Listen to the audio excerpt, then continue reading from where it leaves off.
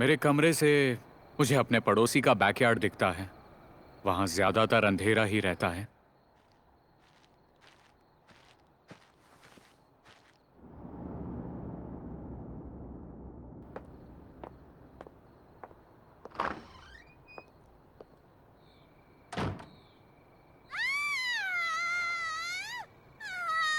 रीना चांद जो मेरे पड़ोस में रहती है वो मुझसे कुछ साल छोटी है, पर मैंने देखा है वो अक्सर बीमार रहती है और कभी घर के बाहर नहीं निकलती।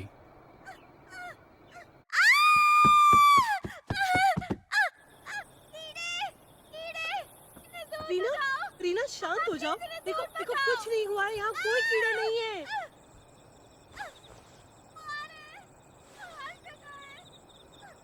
शायद वो कीड़ों से बहुत नफरत करती हैं।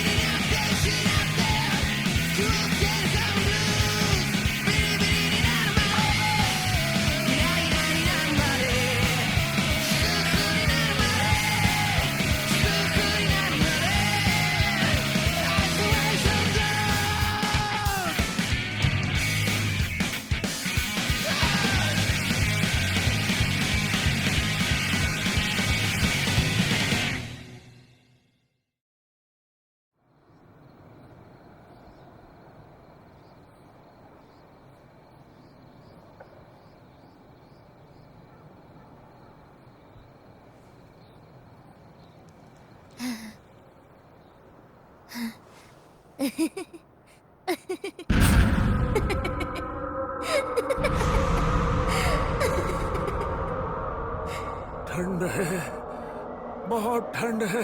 दादाजी को क्या हुआ है? बेटा, तुम्हारे दादाजी जल्द ही भगवान के पास जाने वाले हैं।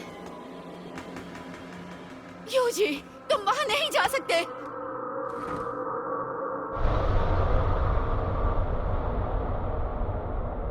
ये मर चुके हैं।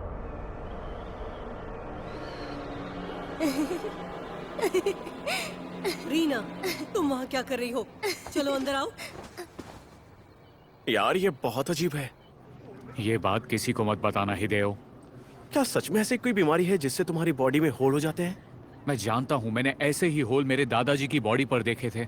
जब मैंने घर वालों से पूछा तो उन्होंने कहा कि मैं सपना देख रहा था। उन्होंने इस बात से इनकार कर दिया। मैं उन्हें गुनहगार नहीं समझता। तुम रीना चांद के बारे में क्या कहोगे? तुमने उसे इतने करीब से नहीं देखा होगा, है ना? मैं तो कॉम्बो बी लूंगा, वो बहुत भरा हुआ होता है। हेलो, कोई है? ओह हिडियो, बहुत दिनों बाद आए। यूजी, हिडियो आया है। ए, अंदर आ जाओ। हाँ ठीक है, अभी आता हूँ। तुमने रीना के बारे में जो कहा था वो मैंने अपनी मॉम को बताया। क्या कहा? मैंने तुम्हें मना किया था ना। अरे यार मेरी बात तो सुनो। मेरी मॉम उसके बारे में जानती है। वो उसकी नर्स हुआ करती थी। जब रीना पैदा हुई थी तब वो वहीं पर थी। उन्होंने मुझे ये बताया कि वो पैदा होने के बाद रो भी नहीं रही थी। उन्होंने बहुत कोशिश की पर वो सांस भी नहीं ले रही थी। इसका मतलब वो मर चुकी थी, है ना? पर पता नहीं कैसे वो बच गई। इतना ही नहीं, कुछ दिनों बाद उसके बॉडी पर बहुत सारे होल्स होने लगे। मेरी मॉम ने यह भी कहा कि वो उन होल्स के जरिए सांस ले रही थी। उसके बाद मेरी मॉम दूसरे कामों में बिजी हो गई, इसलिए उसकी कहानी सिर्फ एक बुरे मजाक की तरह बनकर रह गई। अरे यार, तुम्हारे पास तो बहुत पुरानी किताबें हैं। वो किताबें मेरे दादाजी की हैं। पहले ये उनके ही कमरे में हुआ करती थी। हाँ, यहाँ एक डायरी है। ये तुम्हारी है क्या? क्या मेरे पास कोई डायरी नहीं? फिर तो ये तुम्हारे दादाजी की होगी। एक बार पढ़ के देखे क्या? हाँ जरूर।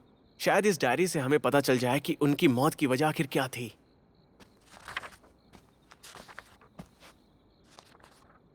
हाँ, ये ड्राइंग कैसी? आज मेरे हाथ में कुछ अजीब सी चीज लगी। वो एक गहरे रंग का पत्थर था। 13 सितंबर को मैं पूरा दिन उस पत्थर को देखता रहा। 23 सितंबर को मुझे कपकपी होने लगी, मुझे ठंड लगने लगी। पता नहीं अचानक से मेरी पूरी स्किन पर यह क्या उभरने लगा है। 25 सितंबर की दोपहर एक डॉक्टर आया जिसे किसी ने बुलाया नहीं था। उसने मुझे इंजेक्शन लगाया। 27 सितंबर मुझे यकीन नहीं हुआ, मेरी बॉडी पर ये सारे होल्स खुल गए थे। मैं महसूस कर रहा था उन होल्स के जरिए हवा मेरे अंदर आ रही थी। 29 सितंबर कीड़ों का एक झुंड खिड़की से अंदर आ गया। वो उस हरे पत्थर की तरह दिख रहे थे। वो मेरी पीठ के होल्स के जरिए मेरी बॉडी के अंदर चले गए। मैं उनके चलने को महसूस कर पा रहा था। 2 अक्टूबर मेरी ताकत खत्म हो चुकी थी। वो होल्स और बढ़ गए थे। वो एक शाप है। उस पत्थर ने मुझे शाप दिया था। अपनी बची खुची ताकत से मैंने वो पत्थर खिड़की से बाहर फेंक दिया।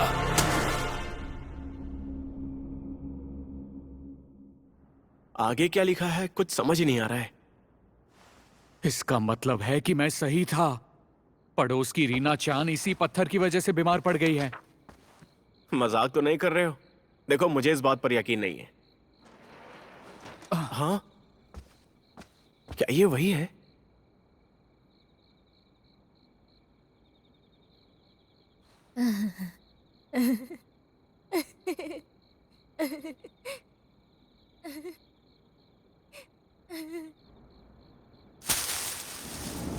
ये उसका डॉक्टर है।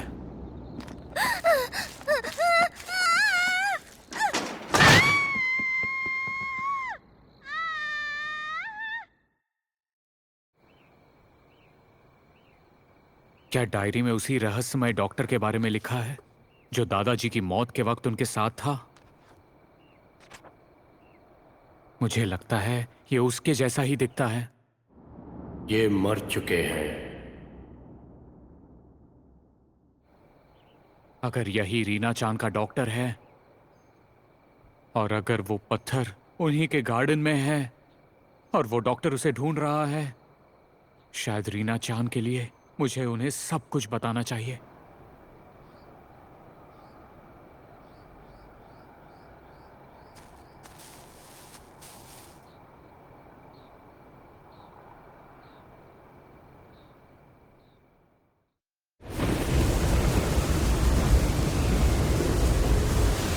एक बहुत ही बड़ा और जोरदार तूफान की पेनिनसुला के साथ नॉर्थ ईस्ट की ओर बढ़ रहा है। हाँ।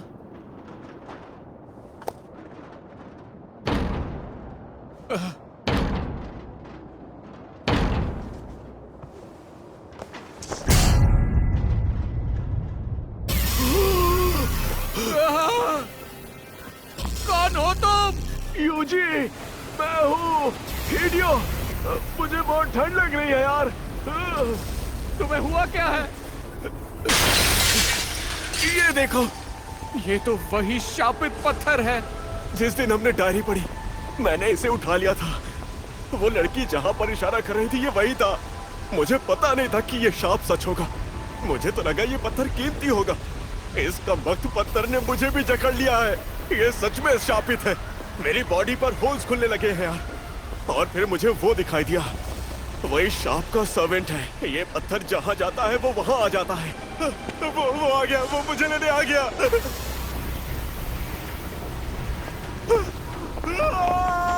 हिडेओ!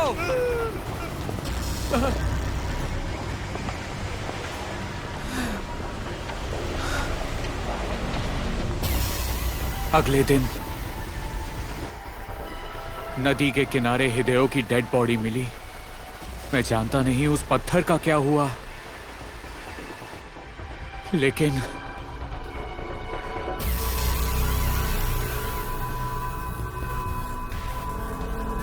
मेरा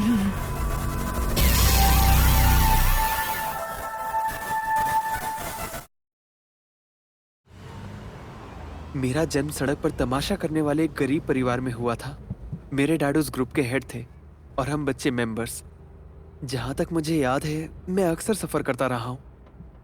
मैं तुम सबको तुम्हारी नए क्लासमेट से मिलाती हूँ। ये है किटावाकी हारुहिको कुन, जिसने क्लास 5-3 में एडमिशन लिया है। इसकी फैमिली पूरे जापान में घूम घूम कर पपेट शो करती है। ये ज्यादा दिन यहाँ नहीं रहेगा, पर उम्मीद करती हूँ तुम इसे अपना दोस्त बनाओगे। मिलकर अच्छा लगा।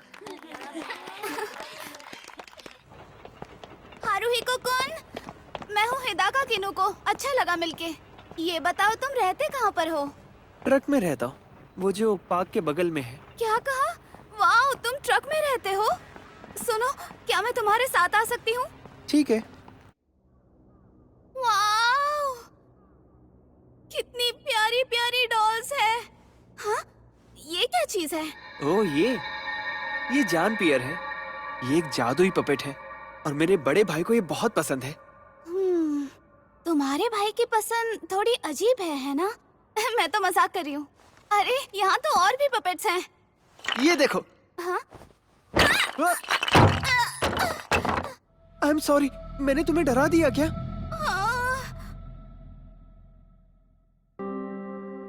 चाहे मैं किसी के कितना भी करीब आ जाऊं, एक बार शहर में हमारा शो खत्म हुआ तो हमें वो शहर छोड़ के दूसरे शहर में जाना ही पड़ता है। हारुहिको-कुन, हम किसी दिन फिर मिलेंगे, ठीक है? मुझे लगता है हमारी जिंदगी बहुत मायूस सी हो गई है। हम रोज रोज पपेट शो करते हैं और एक शहर से दूसरे शहर जाते हैं। हम किसी से दोस्ती नहीं कर सकते। काश कि मैं किसी एक जगह पर सेटल हो पाता। शायद ये तब होगा जब डैड बीमार पड़ जाए या कुछ और हो जाए, फिर हमें ये सब नहीं झेलना पड़ेगा। बस मजाक कर रहा हूँ। अफसोस, मेरे भाई की ख्वाहिश पूरी हो गई। कुछ दिनों बाद डैड काम करते वक्त गिर गए। पपेटियरिंग का मतलब है पपेट्स का इस्तेमाल करके खुद की कला दिखाना। पपेट्स की मूवमेंट्स और एक्सप्रेशन से पपेटियर के इमोशंस सबके सामने आते हैं। पपेट सिर्फ एक खिलौने के अलावा और कुछ नहीं है। उनका जीना मरना उन्हें कंट्रोल करने वाले के हाथ में होता है। आखिरकार ये वही करते हैं जो हम चाहते हैं। हे हारुहिको, तुम्हें क्या लगता है? किस बारे में? क्या तुम्हें लगता है कि पपेट्स लोगों को कंट्रोल कर सकते हैं? बिल्कुल कर सकते हैं। लेकिन मुझे ऐसा नहीं लगता। पपेट्स हमें आगे बढ़ने के लिए मजबूर कर रहे हैं। डैड सिर्फ पपेट शो ही करना चाहते हैं, जबकि वो इससे कोई पैसे नहीं कमा पा रहे क्योंकि पपेट्स उन्हें कंट्रोल कर रहे हैं। मैं उन पपेट्स को अपने ऊपर हावी होने नहीं दूंगा। अगली सुबह मेरा भाई घर छोड़कर भाग गया और उसके 6 महीने बाद डैड भी गुजर गए।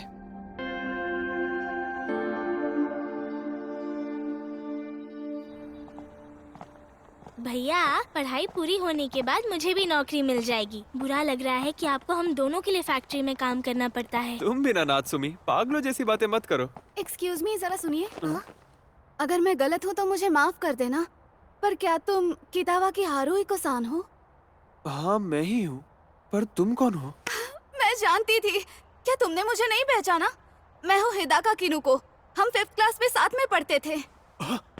अरे हाँ, सही कहा तुमने, मुझे याद आया। पर तुम इस शहर में क्या कर रही हो? मुझे यहाँ पर जॉब मिली है, इसलिए यहाँ पर आई हूँ। मैं जानती थी कि हम दोबारा जरूर मिलेंगे। मुझे तो लगता है जैसे ऊपर वाले ने ही हमें फिर से मिलाया है।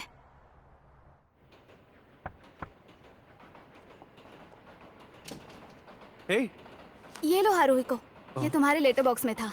Thank you. वैसे ये किसने भेजा होगा? ये तो मेरे भाई ने भेजा है। मतलब यूकी को भी यही रहता है और उसने खुद का घर भी ले लिया। युकिहिको भैया का घर तो मैंने जितना सोचा था उससे भी ज्यादा नजदीक है। यही है वो। कौन है बाहर? मैं कितावाकी हारुहिको हूँ। ओह, मुझे खुशी है कि तुम आ गए।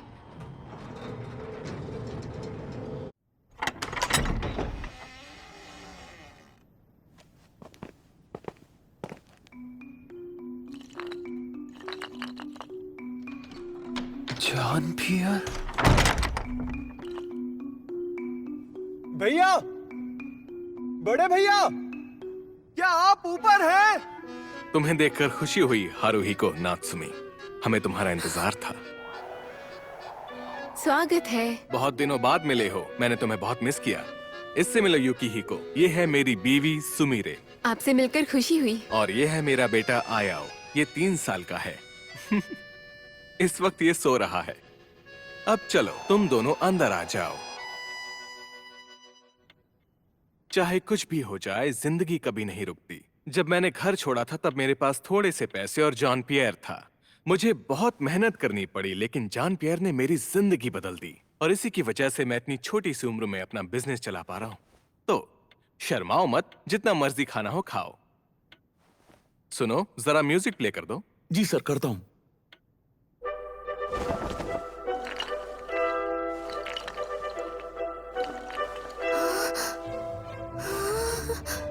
मैंने आज के इस खास मौके के लिए ये लाइफ साइज्ड बैलरीना पपेट्स बनाए हैं। अरे अब तो आया वो भी डांस करने लगा है। मेरा बेटा तो नींद में भी नाच सकता है। उसके बाद नात्सुमी और मैंने हमारे भैया के घर रेगुलरली जाना शुरू कर दिया था। अरे वाह। मुझे बहुत खुशी है आया अपनी आंटी नात्सुमी के साथ खेल रहा है। और लगता है मेरी बैलरीनास को तुम बहुत पसंद आए हो मेरे भाई। सुनिए युकिहिको भैया, मुझे भी बैले करना है।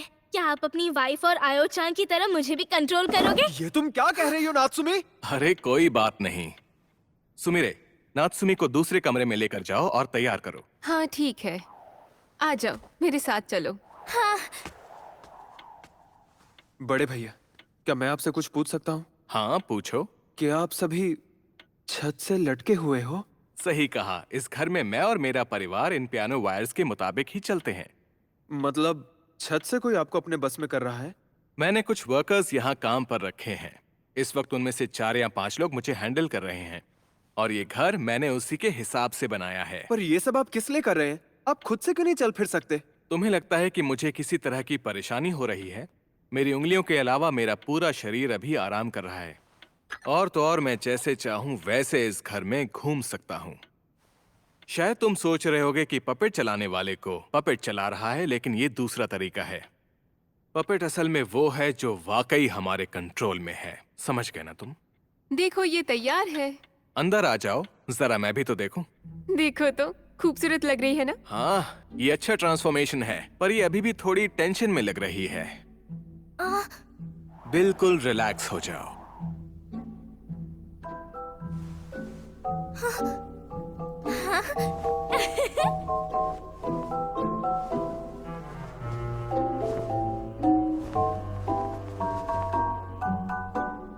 बहुत अच्छे। नात्सुमी, अभी कैबिन वायर्स को निकाल दो, हमें घर जाना है। क्यों? अरे अरे, नाराज क्यों होते हो? तुम दोनों आज यहीं रुक जाना। माफ करना भैया, पर आपका ये अजीबोगरीब खेल मुझे कुछ ठीक नहीं लग रहा। चलो नात्सुमी। बिल्कुल नहीं। अगर तुम जाना चाहते हो तो तुम अकेले जा सकते हो। मुझे यहाँ अच्छा लग रहा है, मैं यहीं रहूंगी। तुम किनोको-सान या फिर किसी और के साथ क्यों नहीं रहते? बेवकूफों जैसी बातें मत करो। नहीं, कोई बात नहीं। तुम भी हमारे साथ क्यों नहीं रहते हारुहिको? हरगिज नहीं। Thank you so much. Haruhiko san, आजकल तुम मुझे अवॉइड करने लगे हो। ऐसा क्यों? और नात्सुमी-चान कहाँ पर है? दिखाई नहीं दे रही। जब उसने मेरे भाई के बारे में पूछा पर क्या हुआ? तो मैं वो बात टालने लगा था। नहीं कर रहे हो? मुझ में उसे अपने भाई से मिलवाने की हिम्मत नहीं थी। हारुहिको-सान, नात्सुमी हमारे घर में अब बिल्कुल परफेक्टली फिट हो गई है। सही कहा। मैं एक बहुत अच्छी बैलरीना हूँ। मुझे यहाँ अच्छा लग रहा है। ये सब क्या है? मैं बताता हूँ। तुम मुझे भी ऐसे ही बांधना चाहते हो ना? बट आई एम सॉरी, मुझे इसकी जरूरत नहीं है। मुझे तुम्हारी पार्टी में शामिल होने का कोई शौक नहीं। अच्छा, तो अब ये दूसरी औरत से मिलने लगा है। इसे तो मैं अब देखना मैं तुम्हें कैसे सबक सिखाती हूँ।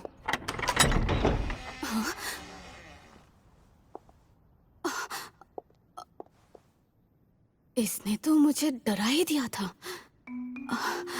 मैंने ये पपेट पहले भी देखा है।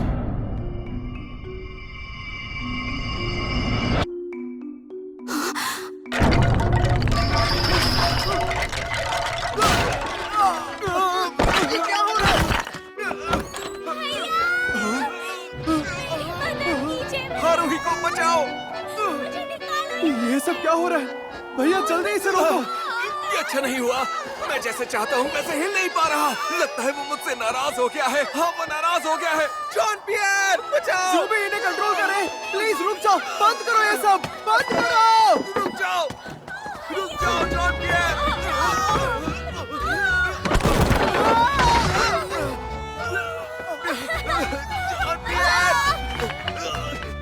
जॉन पियर!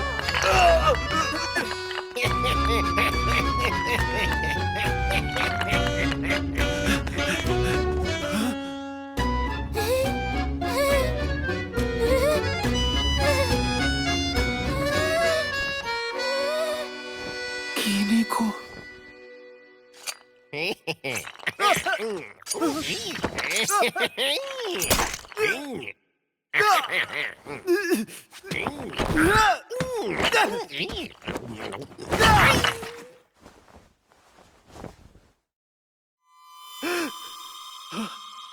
कैसे, ये सब कैसे हुआ? ओनी-चान!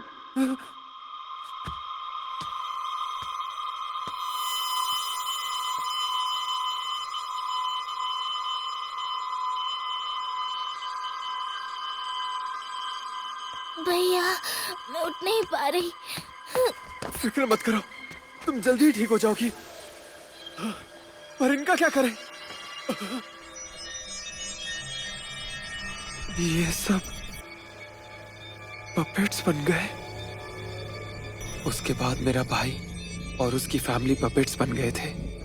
क्या ऐसा इसलिए हुआ होगा क्योंकि एक लंबे अरसे से उन्हें बस में किया गया था, या फिर वो हमेशा से पपेट्स ही थे?